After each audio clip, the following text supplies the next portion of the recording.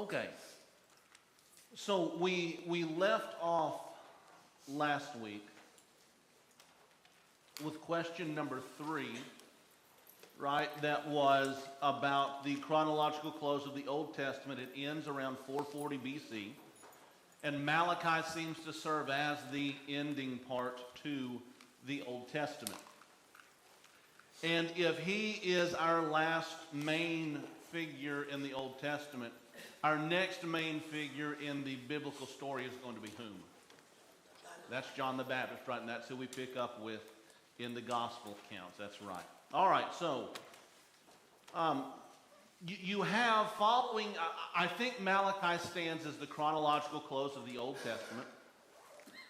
You're going to have a period of about what is often called 400 years of biblical silence, right? Between the close of Malachi and the story of the birth of John the Baptist. That's going to be about 400 years. In this first paragraph, I did some digging. I thought this was really interesting. This has really helped some of my study. There is a secular writing amongst the Jews, one of these Babylonian Talmuds. And folks often ask the question, what was going on with the Jews in these 400 years of biblical silence? And I think this gives us some really keen insights into what the Jews were experiencing. Quoting now, after the death of the last prophets, Haggai, Zechariah, and Malachi, the Holy Spirit left Israel. The Jews seem to have been very aware of the reality that the prophets that had once been amongst them, inspired by the Spirit of God, were not there during this time. That's not to say that they were left without the Word of God. Certainly they had the prophecies that had already been given. They had the scrolls. They had the teachings. But it does not appear that there was new revelation that was being given up until we get to the time of Zechariah, which makes the story of Zechariah, the father of John the Baptist, all the more striking. Remember, he is going to be informed about the birth of his son. He's kind of doubting about that. And what happens to him? Do you remember? Yeah, he's struck mute for a period of time. And if we're just picking up that story without any sort of background, that might strike us. But seeing as how we've had 400 years where the Spirit seems to have not been active in Israel, perhaps that explains Zechariah's reaction just a little bit more. So there's a lot happening in the world between the close of Malachi and the story of John the Baptist. We've made a lot of reference to Daniel 2, Daniel 7, and Daniel 8, right? Daniel 2 and Daniel 7 fit together. You've got a description of 4 world empires. In Daniel chapter 8, you have a particular focus on 2 of those world empires.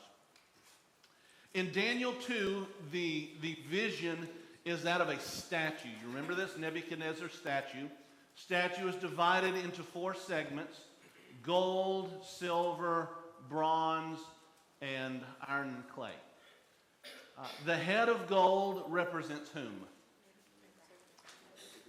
Nebuchadnezzar and the Babylonian kingdom. Okay? In Daniel chapter 5, as we get this historical record, what happens to the Babylonian kingdom? It falls. Who is the last king? Bonus points if you get this. Belshazzar, right? Belshazzar's our last king. He's going to fall. What's the story with the fall of Belshazzar? The handwriting on the wall, right? A bunch of drunk people see a disembodied hand writing on the wall. Hey, you're about to fall. God has a sense of humor. Okay? So you've got the Babylonians falling. Who takes over? Who's the next on the world stage? The Medes and the Persians. And so back to Daniel chapter 2. You, O king, you are the head of gold. After you will arise another kingdom inferior to you. Here are the Medes and the Persians. They are the chest and arms of silver. After them, a third kingdom. And after them, a fourth kingdom. And the fourth kingdom is significant. Why in Daniel 2? That's the kingdom that crushed them. In the days of these kings, the kings of the fourth kingdom, God is going to set up a kingdom which will never be destroyed. Here is the kingdom of the Messiah that's going to be established. So we've got 4 kingdoms. The first being the Babylonians. The second being the Medes and the Persians. So who's our third? Our third is going to be Greece. And while we know that from secular history, Daniel chapter 8 is going to tell us that as well. When you've got the story of the ram with its two horns, one bigger than the other, running up against a goat or a unicorn goat. There we go. Running up against our unicorn goat, our goat with the one prominent horn. Who wins this one? The goat does, but shortly thereafter, what happens to the goat? Its prominent horn breaks off, and in its place, 4 little horns spring up, right? And as you come to the end of chapter 8, Daniel's going to tell us the ram is the Medes and the Persians, and the goat is Greece. Daniel chapter 8 tells us that, and we don't have to guess at that. That prominent horn in the Greek Empire on that goat, who is that? Yeah, Daniel chapter 8 is going to tell us this is their prominent king. Of course, the prominent king of the Greek Empire is Alexander the Great. When Alexander dies young, trying to figure out what to do with his kingdom, there's no legitimate heir. What ends up happening to the kingdom? Divides to his 4 generals, or as Daniel says, in its place come up 4 little horns that don't have the same power the large horn had. So we've got this movement going on. Medes and the Persians are in power at the end of the book of Daniel. They seem to be in power at the end of Malachi, at the end of the close of the Old Testament. And it's going to be around 330 BC or so when the Greeks are going to come against the Persians and overwhelm them. And then it's going to be about 200 years and the Romans will do the same to the Greeks. We've got that there in paragraph 3. Greece is going to prevail over the Persians around 330 at 2 important battles. The Battle of Gaugamela, not to be confused with Guatemala, and the Battle of the Persian Gates, that's going to be won by Greece. About 200 years that are going to last before Greece is overrun by the Romans. At the Battle of Corinth around 145 BC, be taking notes. There's going to be a very in-depth test later on. I hope you're ready. What I would have you see, Daniel is making these, for example, Daniel chapter 2. The prophecy that interprets the dream of Nebuchadnezzar is all the way back when the Babylonians are in power, correct? Okay? And so we've got what? Daniel's prophesying events to take place about 500 years off in the future, and he nails it, right? Just absolutely spot on. Nails the rise and the fall of these nations. Even more impressive is about 200 years before Daniel gives his prophecy. Who gives a prophecy concerning the same events? And uses specific names. What about Isaiah? Around Isaiah 45, he's going to identify that God is going to use a man by the name of what? Cyrus, my shepherd, right? So that is going to be about 400 years out from when Isaiah is prophesying to when Cyrus is going to come into power and do what he does. But it's not just that Isaiah identifies Babylon falls and the Medes and the Persians rise. He identifies how the Medes and the Persians come in and overwhelm the Babylonians. And then he identifies by name the very one who is going to be the leader of the Medes and the Persians. Right? These are things that don't just happen by accident. This is not just, hey, world power is going to fall and a new one's going to be on stage. That doesn't take a lot of genius to figure that out. But when you describe the very way that it happens, the Medes and the Persians walking up through a waterway that was left unlocked, that should have been locked, and of course it's unlocked because of Belshazzar's feast and the craziness that's going on there. When you describe the very method of the fall of a nation, and then you describe who the new leader is going to be and who the new leader is by name, that lends something to the prophecies that are happening. Lets us realize this is not something that is being accomplished by human genius, but this is something that's being accomplished by the will and the power of God. Nostradamus would be so lucky. Nostradamus would be so lucky, you're right. All right, so question number 2, the 4 kingdoms we've just described. Babylon, Medo-Persia, Greece, and Rome. Match them up with the I would say animals, but with the characters that are described in Daniel chapter 7, right? In Daniel chapter 7, you have something similar to Daniel chapter 2, except it's not a statue, it's a description of 4 different creatures, right? What does the first creature look like in Daniel chapter 7? A lion, but what else? Wings of an eagle. Wings like an eagle. How many wings? 2. Seems to be the indication there. And then what else happens to this lion with eagle's wings?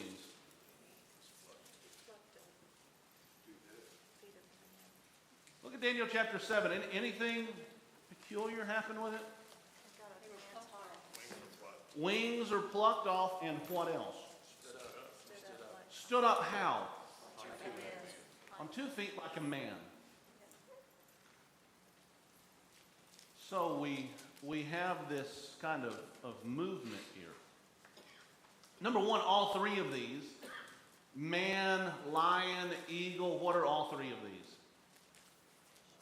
these? Powerful, right? These are the rulers of their own domains, right? Lion, king of the jungle, eagle, king of the sky, and then humanity, the crown over God's creation, right? Everything is subject to them. But then I think you also see a picture here. What had Nebuchadnezzar himself experienced? He became a beast, and then what? And then was raised back up like a man. So I think you certainly see an allusion there. But we see this reference, just like in Daniel 2, to the head of gold. Here's Babylon. What's our next beast? What's our next creature? We've got a bear. And the description of this bear is what? What did we call it last week? Victor Hugo would not be proud of you. Here's our Quasimodo bear, right? Humped up on one side larger than the other. And what's the significance of that? Medes and Persians weren't equal. Yeah, the Medes and the Persians were not equal. They formed this confederation, but one side of this union was more powerful than the other. And what does this bear have in its mouth? 3 ribs, and this is a description. I mean, if you see a bear coming at you with 3 ribs in its mouth, what does that communicate to you? Don't give it 3 ribs, just 1 rib in its mouth. What does that tell you? He just got done eating and what? And he's still hungry. He's hungry for more, right? This is a destructive power. I think the fact that you've got 3 ribs in its mouth are going to indicate 3 different nations that the Medes and the Persians overcame in their rise to world power. You've got Egypt. You've got Babylon. Possibly you've got Assyria in there as well too. Some have some other ideas, but I don't know that we need to be particular about it. But the point is, this is a conquering empire. So here are the Medes and the Persians on stage. And then they are followed up by a leopard. Now, when we think leopard, what do we think? Fast, right? And add to it, this leopard has what? 4 wings. 4 wings, right? So more wings than what we saw in the first beast. This is a creature, this is an empire that has what? Speed. Right? And you look at how quickly Alexander takes over the known world at that time. And then as swift as he takes it over, what happens? As swiftly it comes to an end, right? And then this 4th empire is what? It's dreadful, isn't it? Doesn't say what it is. Yeah, we don't know what it is. I hear speculations from some of the folks who try to sketch this out that Daniel might have been seeing a dinosaur. I don't know. I think there's a lot of wisdom in not necessarily trying to sketch out, with pencil and paper, these beasts. And saying this is what it looked like. This is a mind exercise here. Here is a dreadful and terrible beast. What does that look like?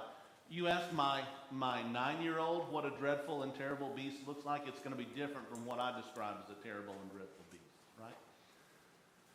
But as we are forming in our own heads this mental image, what description do we get? Bruce, you said what? 10 horns. 10 horns, okay. What else? Iron teeth. Now that communicates something to us, doesn't it? What does iron teeth communicate to us? I can almost sense brutality. Brutality. Because they were really, Darius and the Medes and Persians tried to incorporate them, even Nebuchadnezzar. Mm-hmm. Romans wanted to really hurt you or punish you if you didn't assimilate. Absolutely. They're falling back into more of the Assyrian mindset when it comes to conquering people. You're going to rule over absolutely every facet of their life, and you're going to rule over it with an iron thumb or with iron teeth, as it were. I mean, the cross is a perfect It depiction is. of it. You're right. Again, just like in Daniel 2, Daniel 7, we've got these 4 beasts. We're seeing what they all line up with. Daniel chapter 8 supplies information in specific that we might be missing. Medes and the Persians are this second beast. The Greeks are the third beast. That leaves only the fourth. And the fourth, by and large, goes unnamed in the book of Daniel. We don't have we have a passage that will say Babylon. We have a passage that will say Medes and Persians. We have a passage that will say Greece. We don't have a passage that will say what? Rome. And I think that bothers some. But look in the book of Daniel. Look at Daniel, I believe, chapter 11. Daniel capítulo 11. I think chapter 11 is what I want. Yes. Daniel 11, come down to verse 30. Capítulo 11, verso 30.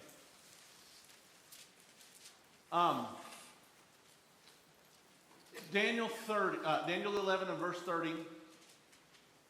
The Medes and the Persians have fallen. The Greeks are in power. Alexander has died. You've got the 4 kingdoms springing up from his, or the 4 generals, Lysimachus, Cassander, Seleucus, and Ptolemy. It's going to be Seleucus and Ptolemy that kind of rule the day, the north and the south, as it were. And that's how they're going to be described here in the book of Daniel, the Ptolemies and the Seleucids, the north and the south. But as you look at verse 30, somebody new enters the fray here. In verse 30, where are ships coming from? Okay, if you're reading from one translation, it's going to say Kittim. If you are reading from, does anyone say anything other than Kittim or Kittim? Cyprus? Anyone say anything else? Anybody use the term west there? Ships of the western Ships of the west, right? That word Kittim can be rendered west. That's why sometimes they're going to put it as Cyprus. But as you're looking where Greece is, if you can picture where Greece and all of this is on a map, where Iran and Persia and Iraq, and then moving over into Greece, you're picturing where all of these are on a map. What's to the west of them? Italy. And of course, our major city in Italy is Rome. Ships from the west, ships from the area of Cyprus, ships from Rome. And here is our reference to Rome and the work Rome is going to do. You've got 4, and here's the point to see. History makes this clear. Daniel is making this clear for us. We're starting with Babylon, and how many world empires are we progressing? 4. Babylon, Medo-Persia, Greece, and Rome. And again, that 4th world empire is so important because Daniel 2, in interpreting Nebuchadnezzar's vision, in the days of these kings, God is going to set up his kingdom that will never be destroyed. Significant because we're going to come, for example, to Colossians chapter 1 in our New Testaments. And in Colossians chapter 1, as you're looking, around verses 13 and 14, what does Paul tell us in Colossians 1, Colosenses capítulo 1, verso 13 y 14, Colossians 1, 13 and 14, what does Paul tell us? Yeah, he has translated us out of the kingdom of darkness and into what? Into the kingdom of the Son of his love. Daniel says God's kingdom is coming, looking forward to it. And Paul in Colossians 1 very clearly says what? The kingdom is here now. Okay? And of course, who was the world power at that time? Time of the New Testament, it's Rome. Right? God said in the days of that fourth world empire, I'm going to set up my kingdom that will never be destroyed. And Paul tells us what? It's here. And it's here just exactly when God said it was going to be here. All right? We've talked already, question number 3, about what happened to the Greek Empire following Alexander's death. He had no legitimate heir. It's going to split up between his 4 generals.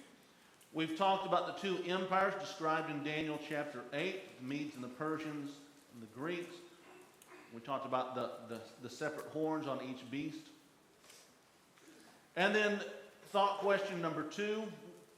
We did all of these except D and E. So thought question number 2, in Daniel 7, attempt to interpret the following aspects of these creatures. We talked about the bear raised up on one side. We talked about the leopard. We talked about the 4th creature with its iron teeth. And then here's the 4th creature with its 10 horns. What's the significance of 10 horns?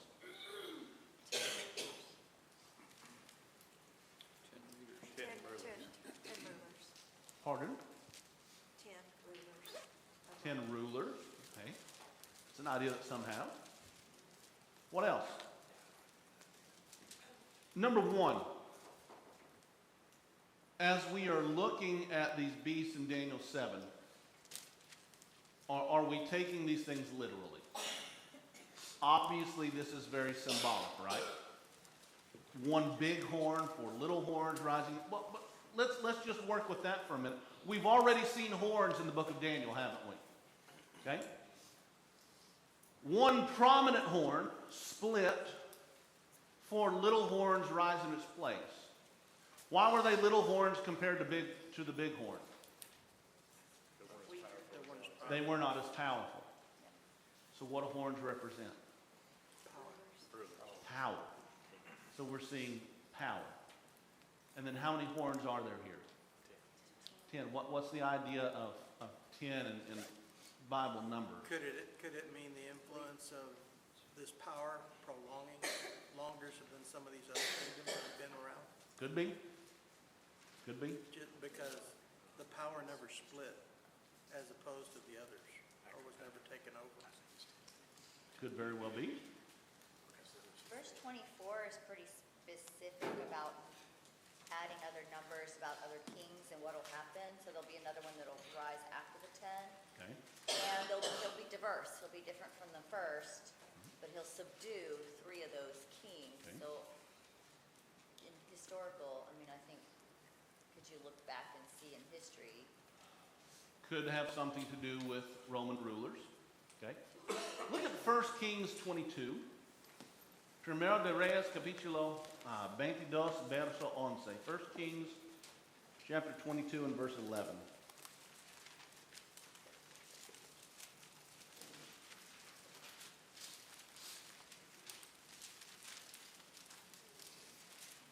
Again, in a context of the rise and fall of nations, Zedekiah, the son of Chenaniah, made horns of iron for himself. Picture Viking helmet, right? Makes horns of iron for himself. And said, thus says the Lord, with these you will gore the Arameans until they are consumed. Okay? Another incidence here of prophecy by means of illustration. And to illustrate power and might, what is used here? The horns. Iron horns. Horns, there you go. And iron horns at that, okay? One of the passages, look at Jeremiah 48. Jeremiah 48.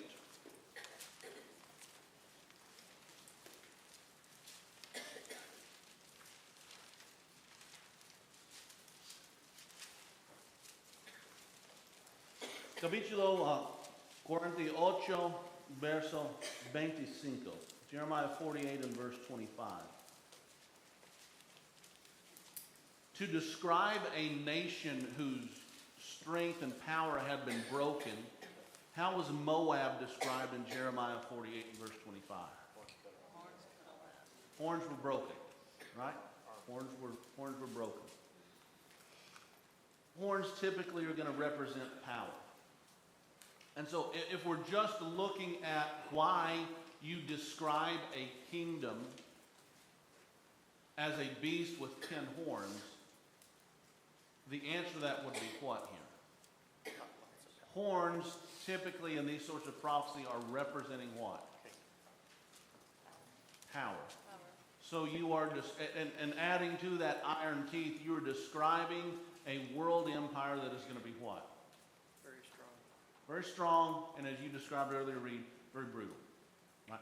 This is what you're going to see with the Roman Empire. That's one of the descriptions. 10 is better than 1. 10 is better than 1. 10 is better than 2, right? 10 gives this idea of, it's not 7 as in completion in respect to purpose, but it is an idea of fullness, right?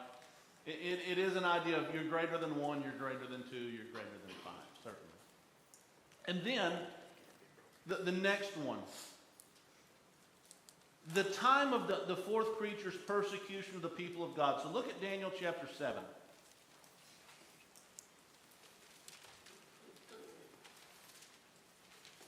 We're just trying to strip a little bit of the mystery off of some of this.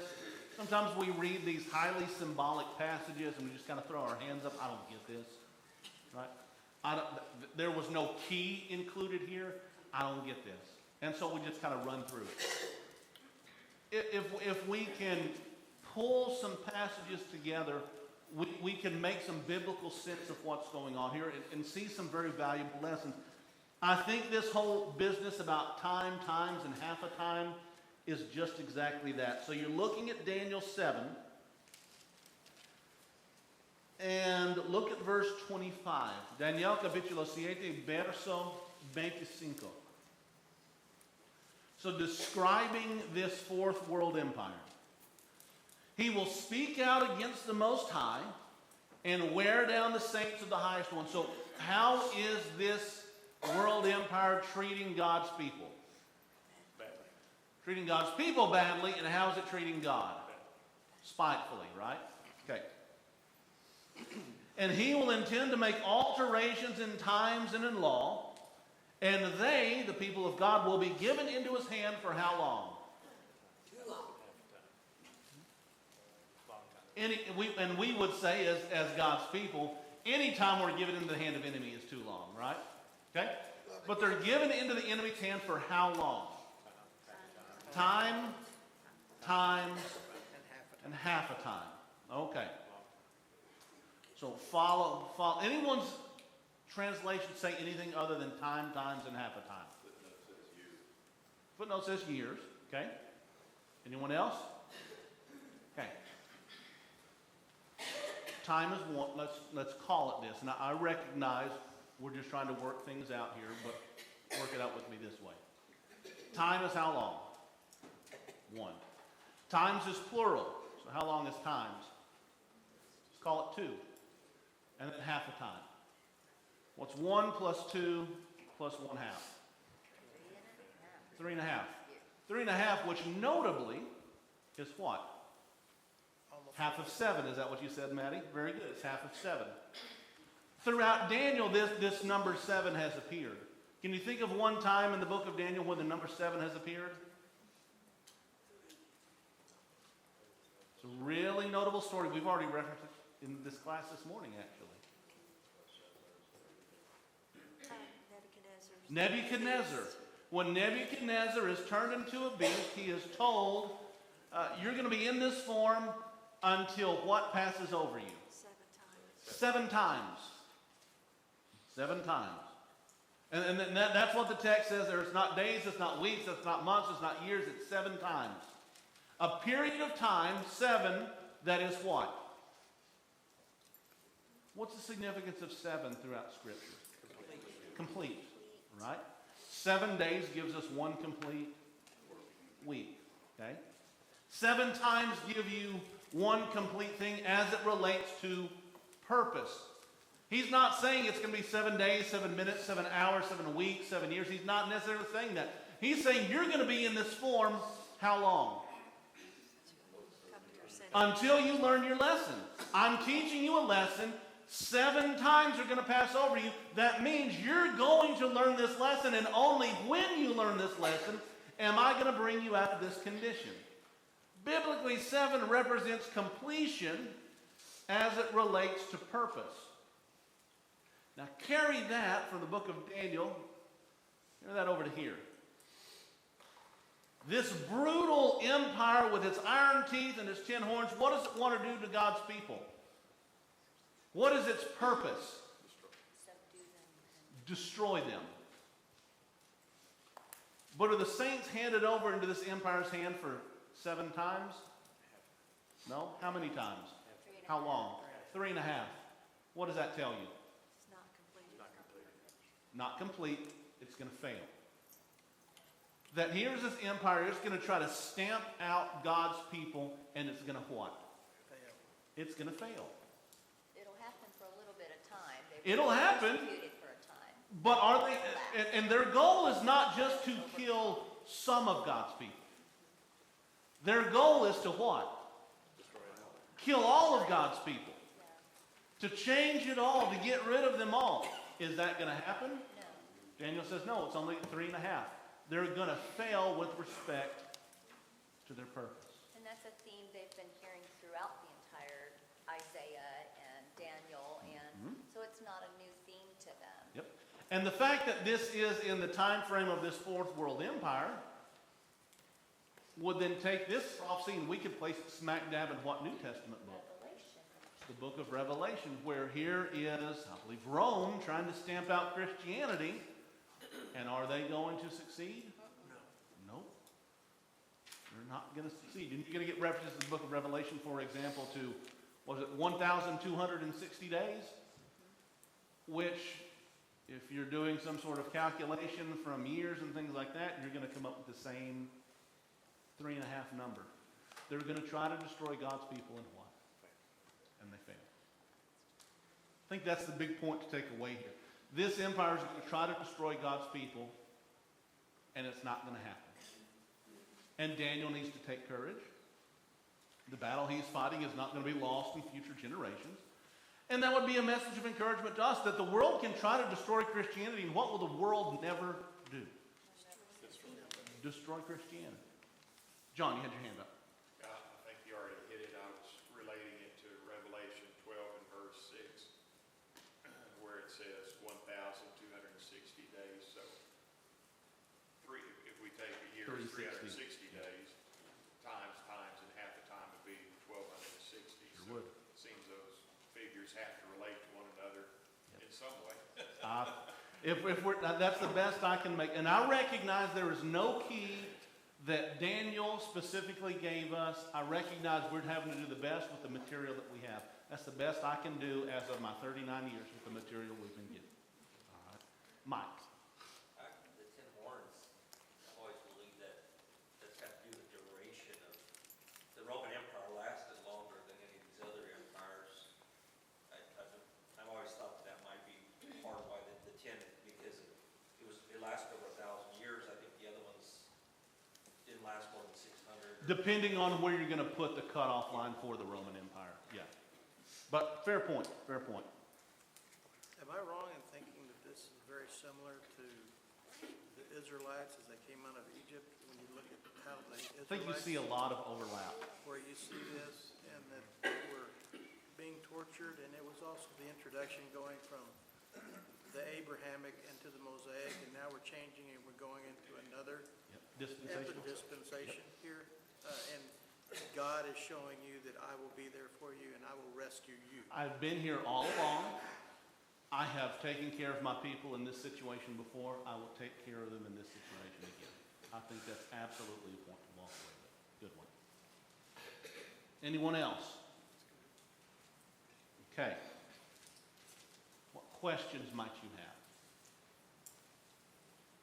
It's a lot of Daniel, that's a lot of prophecy, more than probably what you were expecting 9:30 on a Sunday morning. Jamie, are you pondering something? Kinda. Is this 3.5 the same as in the end of Daniel chapter 9, where it talks about first covenant with the many for 1 week, but in the middle of the week, he will put a stop to sacrifice and grain offering, which would also be 3.5. Is it the same or different? I think it's a little bit different what's going on there. And the 70 weeks of Daniel 9 is a challenging passage. I freely admit that. I think you've got 3 big divisions to Daniel chapter 9 in this 70 weeks. A long period of time, short period of time, a shorter period of time. And then that short period of time, you've got some things going on in what he describes as this last week. I think the focus here is not primarily on a world empire trying to wipe out Christianity. I think Daniel's 70 weeks is more about the timing of the coming of the Messiah.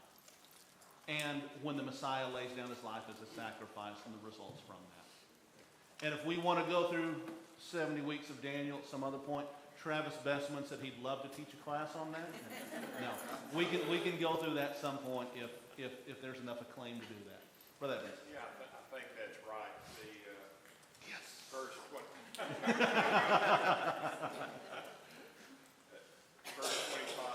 of Daniel 9 talks about the 62 weeks in 7 weeks, and if I've done my math right, that's 69 weeks. Yep, gives us So one. it seems like the coming of the Messiah is in the 69th week of the 70 weeks. So it seems to be a reference to the coming of the Messiah right at the fulfillment of those 70 weeks in the 69th week. Agreed. Rod, did you want to say something, add something, pontificate about something? Okay. Brother Roach?